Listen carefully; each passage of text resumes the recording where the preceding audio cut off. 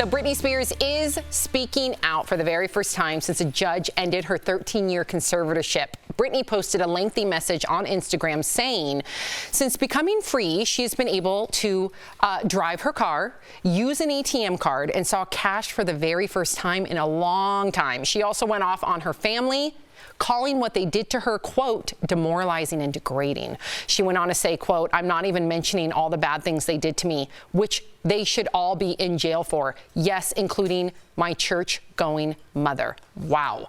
Britney also thanked the Free Britney movement in a video. Watch.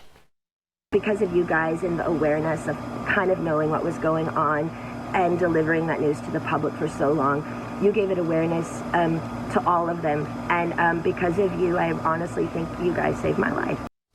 Oh my gosh, I just got really emotional. What are you thinking, Tori? I'm thinking she also said she wants to be an advocate for people with mental disabilities and conservatorship abuse, which is just what Al has been saying. Let's break this open. And she said, let's take on the corrupt system. I like that she was clear. She didn't look kind of out of it. Of course, her fashion sense can be up to whatever.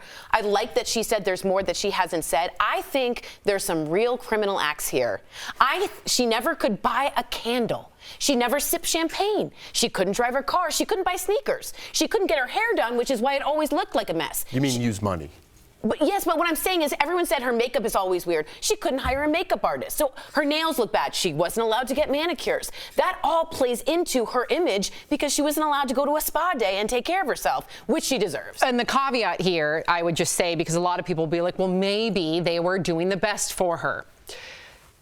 And remember, we had Mark Eiglarsh on the show, an attorney who knows more about conservatorships than any of us. He said the red flag, if she was in somehow way, shape, or form a danger to her family, to herself, and they had their thumb on her for a reason, why was she able to go perform all around the world and make all that money and for make them? all that money? That's right. So that's the difference, and that's the red flag, that there was abuse there, allegedly. It goes way deeper. You're right. Like not having cash or go to an ATM crazy, when you are doing all those imprisonment. Yeah, there's definitely, it goes way deeper. Yet they're making money, and they did. We saw it in the court documents, Even how much money all three of them made. I know. Here's where I think it's a slippery slope, and maybe I'm just looking at it too personal. She's like kind of outcasting her family now, rightfully so in her situation, if they did what she says they did, right? But she's like, even my mother, I don't want anything to do with her.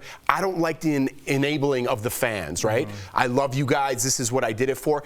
Some people are unstable as far as fans go, and I don't like the enabling of like, hey, Britney, I was just doing this for you, because that is a weird dynamic that people don't see. This is a person, you are not their friend, so don't think you did anything for her, even though she says you did. Do you see what I'm saying? What if the fans were looking out more for her than her mom and dad? And I mean, that's her fans should be at work. That's what her fans should be. Well, they shouldn't go to a party store to get confetti at 9 a.m. Well, they emancipated someone who was clearly in trouble. They literally freed her.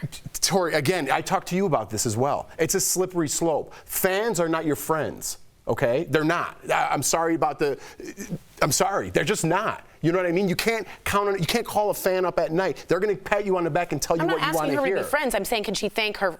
They freed her. But I think this can be bigger than. I'm just saying, there's a lot of creepy things that happen with fans and getting too close to these celebrities, and something weird could happen, and then where are we at then? That's fair. Where are we at? And Jeff, let's start with the celebrity and unpack it. Let's start with another Britney. Brittany Murphy. There's a documentary about what happened to her on HBO. A lot of times when we have people that are just famous people, as they get older, they have a moment of vulnerability. There are people that can sneak in there, excise them from their support group, their family, their spouse, their manager, their agent, and take advantage. And because we don't see these people that much anyway, we don't realize that they're kind of off the grid. Now you take that and take away the fame, you have somebody that's in a nursing home, Sam, somebody who maybe their IQ isn't quite enough where they need to be in a facility, but also where they can be manipulated. And so I think much like the Betty Ford Center that lived on long after she did, Britney's law can be more than just for Britney Spears. It can be for people that cannot speak. Sam, you're such an advocate for animals because they can't speak for themselves. Right. And there's a lot of human beings that can't speak for themselves but still need to be cared for. So I think that this could benefit that. Yep, I would love to see what happens with that, and I believe Britney will make some change.